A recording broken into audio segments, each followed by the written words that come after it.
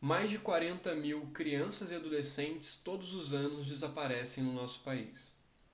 O desaparecimento de crianças e adolescentes no Brasil é o tema que nós vamos abordar. Primeira coisa que eu tenho que saber é por que esse tema é tão difícil de se colocar dentro de um texto? Porque ele é pouco falado. A gente pouco fala sobre ele, comenta sobre ele, discute, aborda isso sobre esse tema nas nossas rodas de conversa, nas escolas, nos cursinhos, nas mídias, né? Então é um tema que não é muito simples exatamente por ele não ser muito bem falado. Mas na hora que você para pensar sobre as características que dão as argumentações e tudo mais, pode ficar um pouco mais fácil. Então, para ficar tranquilo, eu tenho que buscar as causas e as consequências do problema. Isso já facilita bastante quais são as nossas perspectivas textuais. Primeira coisa que eu posso falar é a vulnerabilidade social que existe nessa faixa etária. Então, de cara, a gente já pode colocar duas intertextualidades, na verdade três. A Constituição e o Estatuto da Criança e do Adolescente consideram a fase da criança, da infância e da adolescência a mais vulnerável socialmente falando. Ou seja, é muito mais fácil lesar essa parcela da população do que os adultos, por exemplo. Então a gente pode colocar isso como uma intenção de o governo tentar proteger com prioridade as crianças e adolescentes sobre qualquer tipo de violência. E uma outra situação que a gente pode colocar é até mesmo falar sobre tábula rasa do John Locke, quando ele fala que a gente é uma tábula rasa quando nasce e vai se desenvolvendo e pegando os conhecimentos do que nos está circundando, né? Então, quando a gente é criança, obviamente, a gente é mais vulnerável porque a gente está mais raso em termos de conhecimentos, de desenvolvimento e tudo mais. Muito bem. Quais são, então, os motivos para os desaparecimentos tão frequentes no Brasil? Como eu falei, são mais de 40 mil casos todos os anos, segundo a ONG Mães da Sé. O primeiro deles, a gente pode falar sobre sequestro, né? O primeiro, a gente pode falar sobre sequestro, a gente pode falar sobre tráfico internacional, tanto tráfico internacional de órgãos, né? Quando as crianças são raptadas para serem retirados seus órgãos em outros países, por exemplo, até mesmo aqui no próprio país e para vender para outros países. Quando a gente fala também sobre o tráfico internacional relacionado à exploração sexual, que também é muito sério quando a gente fala sobre o público infanto-juvenil brasileiro. E o que coopera para esse tráfico acontecer de uma maneira muito simples e direta no país, já que o Brasil é um dos principais pontos onde acontece essa ideia de tráfico internacional de crianças no mundo todo? A gente pode falar sobre uma falta de legislação que proteja até mesmo a questão das fronteiras, né? Então, falta uma legislação, a fragilidade das fronteiras e também uma fiscalização mais severa em relação mesmo às fronteiras e algumas cidades que estão próximas ali, perto de porto e de aeroportos, por exemplo, e que acaba sendo facilitada para grupos de violentos que busquem aqui no país esse tipo de tráfico, né? Que seria, como eu falei, a exploração sexual, que é muito forte, e a questão do tráfico de órgãos também. A gente pode falar sobre outras coisas mais simples, como a adoção legal, ou até mesmo como fuga da residência, quando se é adolescente, por exemplo. Isso é bastante comum. Então são diversos motivos que fazem com que as crianças no Brasil desapareçam e mantenham-se desaparecidas por muito tempo, né? Dentro dessa característica, a gente pode falar sobre como que o governo, ao longo dos tempos, ele tenta buscar estratégias para os governos, né, de maneira geral, não somente o atual, mas buscar estratégias para evitar que o desaparecimento continue crescendo como tem crescido 10% por ano, mais ou menos, como é estimado pelo Conselho Nacional de Medicina. A gente pode colocar, por exemplo, algumas leis que foram criadas ao longo do tempo. A primeira delas é a criação do dia da conscientização da pessoa, do Dia Internacional da Criança Desaparecida, que se colocado no dia 25 de maio. Né? E esse Dia Internacional de Pessoa Desaparecida é importante para que, de criança desaparecida, é importante para que exista uma reflexão sobre o tema. Então, geralmente, na última semana de maio, se fazem muitos protestos, campanhas de conscientização para abordarem esse tema sobre a questão do desaparecimento. Né? Então a gente pode colocar isso como um ponto importante de que, apesar de ter esse Dia Internacional da Criança Desaparecida, que é o dia 25 de maio, a gente ainda não sabe, o brasileiro médio não sabe muito bem sobre quais são as questões que estão em volta dessa situação. Outra coisa que a gente pode falar sobre como que existem alguns mitos que levam ao desaparecimento a ocorrer de maneira um pouco mais definitiva, mais demorada para ser resolvido, né? Um dos mitos é que tem que se esperar 24 horas ou 48 horas para que vá averiguar o desaparecimento dessa criança, vai relatar o desaparecimento. Mas, na verdade, desde 2005 existe uma legislação que diz que a qualquer sinal de qualquer desaparecimento, seja de criança, de adultos, de idosos, deve ser comunicada na delegacia para que possa fazer uma avaliação e comece a fazer a procura, a busca por esse indivíduo. Sabendo disso, que existe esse mito, muitas pessoas demoram muito tempo para ir à delegacia, para realmente notificar o desaparecimento de suas crianças e seus adolescentes, e isso impede um pouco impede não, acaba demorando mais o processo e acaba impedindo até mesmo de reencontrar seus entes queridos. Então a gente pode falar sobre esse mito de 24 horas que acontece, né? Basicamente, a gente tem que pensar o seguinte: o desaparecimento em si ele não é um crime, né? Então, como eu falei, existem casos em que a pessoa simplesmente sai de casa, né? No caso do adolescente, já que o tema é sobre criança e adolescente, que o adolescente simplesmente sai de casa por um desentendimento com seus responsáveis e tudo mais. Mas aí ele passa a ser um crime quando ele envolve violência, quando vem a ideia do rapto, do sequestro, até mesmo de assassinatos e outras coisas que podem vir relacionadas a essa situação, né? Só que no Brasil não existem muitos casos de delegacias especializadas em pessoas desaparecidas, né? A mais antiga que tem é no Paraná, que já tem 25 anos, e que nos últimos 3, 4 anos já tem atingido a meta de 100%, a média de 100% de desaparecimentos resolvidos. Por quê? Lá já existe essa preocupação, é muito antiga, né? Então existe uma delegacia da Polícia Civil responsável somente por casos de desaparecimento em todo o estado. Depois desse sucesso no Paraná, já existem outras, em São Paulo, no Rio, em Minas, em algumas regiões, em algumas cidades do Nordeste também, por exemplo. Só que ainda está muito raso, né? Então todo esse conhecimento ele tá aos poucos crescendo, né? Então está evoluindo a conscientização da população em relação a isso, e até mesmo do governo de uma maneira geral. Então, na sua redação você pode citar o caso prototípico do Paraná, do Serviço de Investigação de Crianças Desaparecidas, chamado de CICRID, que é bastante eficiente, mas ele não é mais o único, ele era o único até um certo tempo atrás. Hoje já existem outras delegacias especializadas. Só que não existem delegacias especializadas em todos os estados, então já é uma coisa para se criticar aí.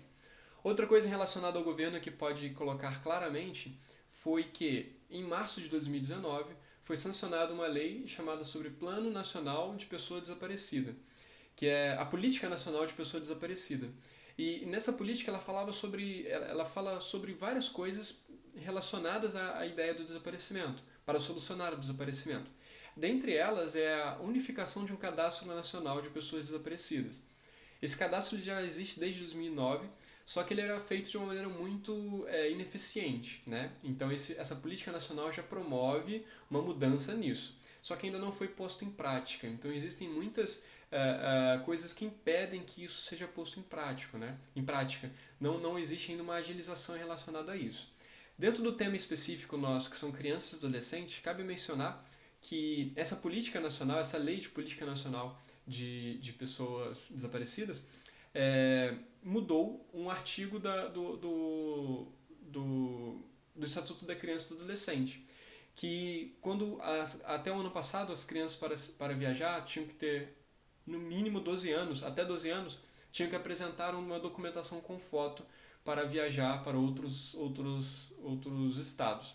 Agora a lei mudou, como eu falei, desde março do ano passado. Agora é a partir de 16 anos somente que a pessoa pode viajar sem uma documentação. Isso já ajuda, de uma certa maneira, a ter uma preocupação um pouco maior em relação a esses sequestros que acontecem tão frequentemente, em que a pessoa pega a criança em uma cidade, leva para outra e até mesmo para fora do país. Então hoje não pode mais menores de 16 anos viajarem sem o documento com foto cadastrado, e aí o pai corresponsável, o pai ou a mãe, autorizando ainda, tem que ter um documento de autorização quando não é o responsável, os dois responsáveis que estão ali, né? Então a gente pode colocar isso como uma estratégia do governo de tentar alterar essa realidade. Só que isso ainda tem sido incipiente, porque não se resolve em todos os casos de uma maneira imediata, como acontece, como eu falei, no Paraná, e que a média já chega a 100%. Então existem várias situações que impedem a resolução desses problemas, né? Como eu falei, a própria falta de consciência da população de não saber o que pode fazer, como que faz a denúncia de um desaparecimento, por exemplo, e até mesmo a forma como o governo, no caso a polícia, quem está investigando, acaba lidando com essa situação. Então existem muitas pessoas que dizem que hoje a investigação do desaparecimento de crianças e adolescentes é feita pelas mães, pelos responsáveis, muito mais do que simplesmente pelo governo. Então de cara a gente consegue entender que essa unificação dessa política nacional de pessoa desaparecida, ela tem que ser colocada em prática o mais rápido possível, para que tudo fique resolvido, né? Dentro dessa característica, de todo esse problema, eu preciso então resolver. O que eu posso fazer? Eu posso colocar diversas intervenções, é um tema que tem muitas intervenções possíveis. A primeira delas, como a gente falou sobre delegacia especializada, é colocar uma delegacia especializada, pelo menos em cada estado, né? Então, uma delegacia da Polícia Civil especializada em pessoas desaparecidas para que essa delegacia possa investigar mais a fundo os casos e resolver todos os problemas, para que cada vez menos famílias sofram com estes casos de desaparecimento definitivo, né?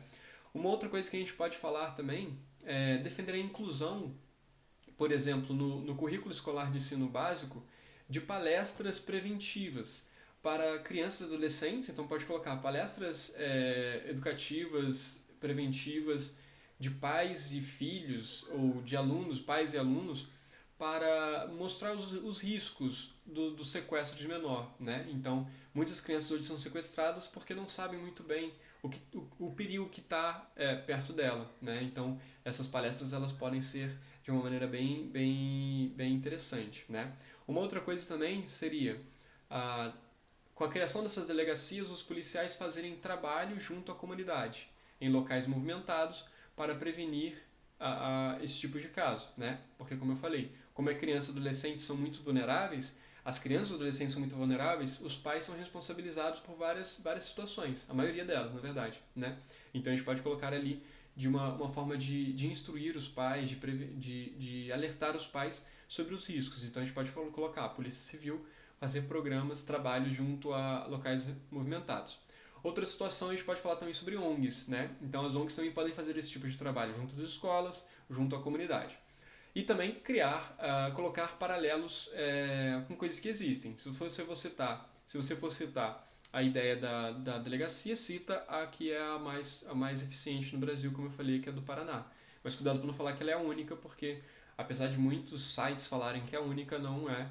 Existem outros também que fazem essa situação, que são responsáveis por isso. Outra coisa que a gente pode colocar é o comparativo com outros países, né? Então, por exemplo, nos Estados Unidos existe um alerta Amber, que é desde a década de 90, sempre que uma criança está desaparecida, surge um alerta em todas as mídias, todas as redes, rádio, televisão, agora celulares, e aí as pessoas conseguem encontrar seus filhos muito mais rapidamente do que acontece aqui no Brasil, que apesar de ter esse cadastro nacional, não existe esse alerta que pode ser criado. Então pode colocar isso como paralelo. Assim como o alerta Amber que existe nos Estados Unidos, existem outros também em outros países, mas o mais famoso é dos Estados Unidos, fazer com que sempre quando uma criança estiver desaparecida, possa se comunicar com com as redes sociais, com as mídias, para que as pessoas possam procurar por essa criança. Outra coisa também que a gente pode colocar, claro, são as mídias, né? Então a mídia deve fazer propagandas a respeito disso, né? Então a gente pode colocar, por exemplo, o Ministério dos Direitos Humanos da Mulher pode fazer propaganda junto às mídias, alertando sobre os riscos e toda essa situação que a gente está falando. Pode colocar também sobre redes sociais, fazer essas propagandas em posts nas redes sociais. Pode também falar sobre ficções engajadas que trabalhem essa temática, para que as pessoas reflitam e tentem pensar realmente o que fazer para evitar estes casos de desaparecimento. E até coisas um pouco mais específicas, por exemplo, colocar a obrigatoriedade da criação de um registro de identidade para todos os recém-nascidos, porque aí todo mundo tendo uma documentação fica mais fácil de se identificar. E as crianças são mais difíceis de se identificar quando a gente fala sobre desaparecimento exatamente por falta de documentação, né? Então, por exemplo, quando existe um roubo de carro, o carro pode ser encontrado em qualquer local do país porque existe um registro, um documento, né? As crianças geralmente não têm esse documento e muitas vezes não andam com esse documento. Então, quando elas são dadas como desaparecidas, são raptadas e às vezes até mesmo se perdem em uma multidão, por exemplo, é muito mais difícil de encontrar o seu familiar por causa da falta dessa documentação. Então, a gente pode colocar como obrigatório esse registro de identidade assim que a pessoa nasce, por exemplo, que aí poderia se solucionar boa parte desse problema, né? E aí é o seguinte, a gente tem que pensar que, durante todo esse texto, que a responsabilidade pela criança é do Estado e da família, né? Então a gente vai tentar sempre colocar essas duas situações juntas, esses dois agentes juntos para solucionar esse problema. Tanto o Estado quanto a família devem evitar os casos de desaparecimento, tanto o Estado quanto a família devem se responsabilizar pelos casos de desaparecimento em relação à denúncia, à procura e outras coisas mais. Então, um tema muito específico que vale a pena a gente dar uma olhada em algumas dessas legislações, algumas coisas que eu falei, para aprofundar um pouco mais sobre o tema.